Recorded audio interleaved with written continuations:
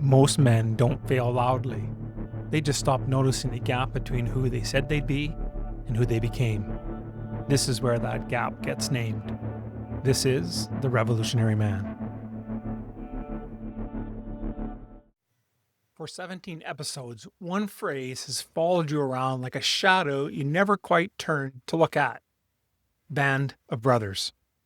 You've heard it at the end of every episode. A single line, always shaped a little differently, always pointing to the same door. And I never told you what's on the other side of it. That was deliberate. Naming it too early would have let you file it as a marketing line and then move on. Tonight, that changes. Not because the pressure is over, because it isn't, but truly because you've earned an actual explanation. And a decision made about a door that you've never looked through isn't really a decision, it's only a guess.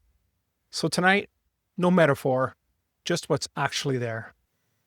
And so here's something worth admitting plainly and transparently. Every time I've said band of brothers, I've told you what it replaces and almost nothing about what it actually is. Where men stop answering to no one, where men stop carrying this alone, where men stop writing the same chapter. True, every one of them. And also, if you're honest, not enough really to act on. Now, you wouldn't just join a company off a tagline, would you? And you wouldn't sign a contract because the closing line sounded really good. You would ask, what is it actually, structurally, before you even committed anything? You haven't been able to ask that because, honestly, I haven't told you anything. So let's fix that gap directly, the same way you'd fix any gap with some due diligence. Not with any more conviction, but how about with some more information? Band of Brothers is a structured group of men operating on a defined cadence, built specifically around the thing this entire season has been circling, the standard, and someone with real standing to hold you to it. It's not a forum, it's not a podcast comment section dressed up as a community. A room, recurring, consistent, made up of men who show up whether or not showing up is convenient that week.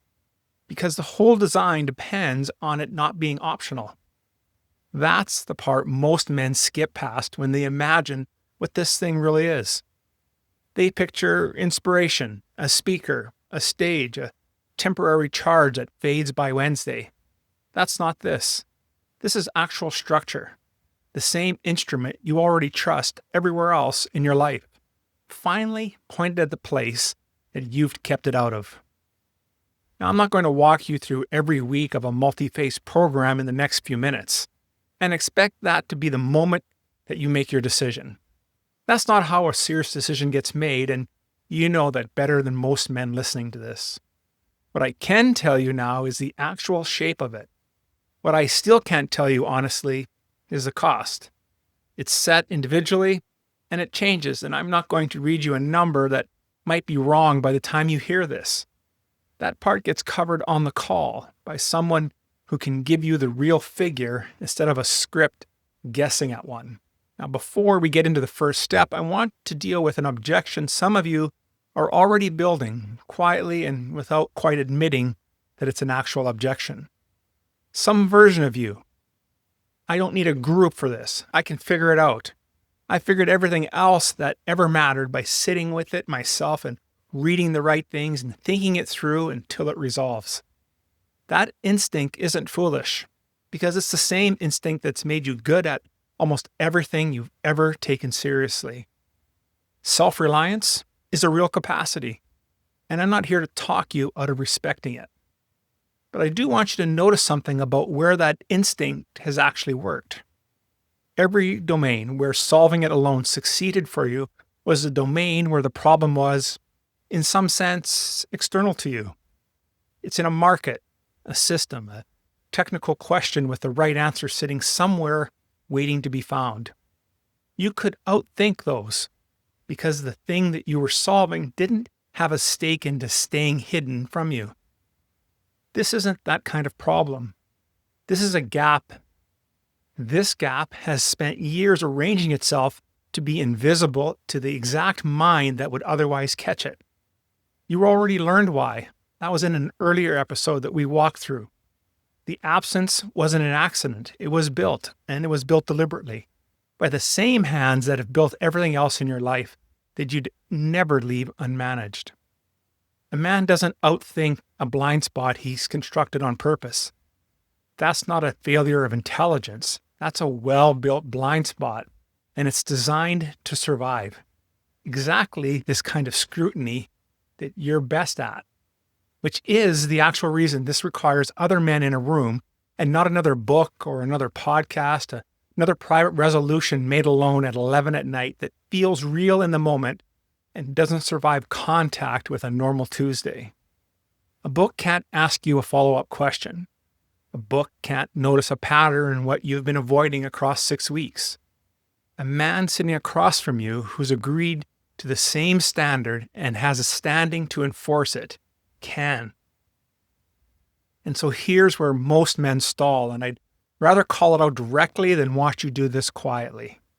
The distance between hearing about something and walking into a room full of men who don't know you yet feels enormous.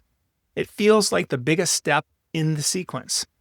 And because it feels that way, a lot of capable men treat not ready yet as a reasonable position and stay there indefinitely. So let me remove that as an excuse the honest way. Not by pretending the room isn't real, but by giving you a smaller step first that doesn't require you to be ready for the room at all. It's called the integrity mirror. It's 15 minutes, a self-assessment, not an interview, it's not an application, and nobody grading you while you take it. It maps out how exactly you're operating right now against 5 archetypes drawn from a story that's been describing men like you for a very, very long time. Thomas, Arthur, Gawain, Percival, and Odysseus. Each one is in a different pattern of how a capable man carries his strength and where that strength quietly turns into a blind spot. You're going to recognize yourself in one of them faster than you'd expect. That's not a trick. It's because the tool was built to name exactly the kind of gap this season has spent 18 or 19 episodes walking you towards. This isn't the room. It's not even the door. It's you alone for 15 minutes, finally getting a clean answer to a question you've been circling since our first episode. Which pattern is actually running you? Now, let's talk about what the room itself looks like, because you deserve more than a metaphor here too. Every episode this season is pointed at the same structural absence, a life without the kind of check you'd never remove from anything else you actually created or cared about or protected. Band of Brothers exists specifically to close that exact gap, not generally, but specifically, and it runs in 2 phases, not 1. Our first phase is called Foundations. It's 6 weeks, and I lead it personally. This is where a man will step out of isolation and drops the version of himself he's been managing for everyone else and starts actually living with integrity instead of performing it for an audience. Call it the proving ground, not a test you pass or fail. The place where enough of the mask comes off that the real work can become possible. After Foundations, you move into what we call walking the line. Here, you're placed into a fire team, 10 to 12 men. It's not a crowd and not an audience. A team small enough that your absence gets noticed the same week that it happens. Your fire team builds a mission together, and you choose 5 tracks depending on where your actual work is. The Forge for identity and self-mastery, the Summit for leadership and legacy, the Covenant for marriage, intimacy, and trust, the Shield for fatherhood and general purpose, and the Wild for adventure, risk, and whatever fire you got burned around the same time everything else this season has named got buried with it. Fire teams meet weekly. We meet online, so distance stops from being the excuse it otherwise would have become. And it isn't a lecture that you're going to sit through. It's a mix of experiential work and group work, meaning you're doing the thing, not absorbing the content about the thing, in front of men who agreed to the same standard and won't let you quietly renegotiate it alone. That's not therapy, and it's not a friend group. Both of those matter, and neither of one does this specific job. This is close to what you already understand from the parts of your life you take seriously. It's a divine program, a team, a standard, a structure that doesn't run you on willpower alone because it was never really designed to do that. What I can tell you now, plainly, is that none of this is. It isn't a one-time event you attend and feel something at it.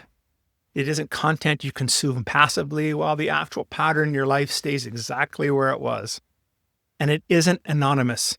The entire mechanism depends on being known well enough by men who are also known well enough that no one in the firing team can quietly manage the version of themselves everyone sees. You already understand why that matters. You spent an entire earlier episode learning that a man who's never asked to show his real record will eventually stop keeping one honestly, even to himself. I know what's happening right now, because it happens to every capable man at exactly this point. You're starting to build a case for later. It's going to be some version of, this makes sense, and I'm going to look into it once things settle down. Once the quarter closes, once there's more room. You've heard yourself say some version of that sentence about the actual gap in your life. Well, back in episode 13, it wasn't true there either, was it? Later isn't a delay, it's actually a decision. Wearing a delay's clothing, and you already know that because I didn't invent that idea tonight. You have sat with it for several episodes and recognizing it as accurate the moment that you heard it. Here's the harder version of the same question aimed at this specific door instead of a general one. If a man on your team told you he'd decided the fix was right, agreed with the diagnosis completely, and was going to implement it as soon as things settled down, what would you actually conclude about how much he believed in the diagnosis? You'd conclude he didn't believe it was enough to move. Not that he lacked the time, but that he lacked the conviction and used timing as the socially acceptable cover for it. So you don't let this become another thing you agree with intellectually and file it under later. The 15 minutes for the mirror exists this week. The call exists this week. Nothing about your calendar changes that. What changes is whether you choose the clarity this season built, or let it fade the way clarity fades when nothing actually follows it. 17 episodes ago, you were a man who saw the gap and called it circumstance. Then you saw you'd authored it. Then you saw why. Then you saw the structure you built to protect the choosing. Then you saw what it already cost and what it's still costing, and what's already gone for good. None of that understanding was ever going to close the gap by itself. You know that now, because episode 17 told you plainly, because if understanding alone were enough, you'd already be different, and yet you're not. Tonight was the door, not a metaphor for it, the actual door, described honestly with the first step small enough that not ready stops being the real answer. And here's the thing we're sitting with before we close. Nothing about today was designed to convince you of something you didn't already believe. You already believe a man needs standards enforced by something outside of his own intentions. You've built your entire professional life on that belief and trusted it with things that mattered enormously. Tonight didn't ask you to adopt a new conviction. It asked you to stop making an exception of yourself in the one place you'd never allow it from anyone who worked for you. The next episode is going to be our last one. Not because there's nothing left to say, but because at some point saying more becomes its own form of later. So just two things you can do this week, and both of them take less than it took to listen to this episode. Take the integrity mirror. It's 15 minutes. There's no cost. There's no commitment beyond the 15 minutes themselves. Find out which pattern has actually been running you. And if you're ready to see the room itself, then book an orientation call. Someone's going to walk you through exactly what Band of Brothers is, how it runs, and whether it's the right fit, honestly. Not as a sales pitch. So go to therevolutionaryman.com/Band of Brothers. You've spent 17 episodes seeing it clearly. This is where seeing it turns into something. Thank you for listening to the Revolutionary Man podcast. The cost of staying asleep doesn't wait for you to be ready. Take the Integrity Mirror. It's a 15-minute assessment that shows you exactly which man you've become and what it's costing you. Go to therevolutionaryman.com/themirror.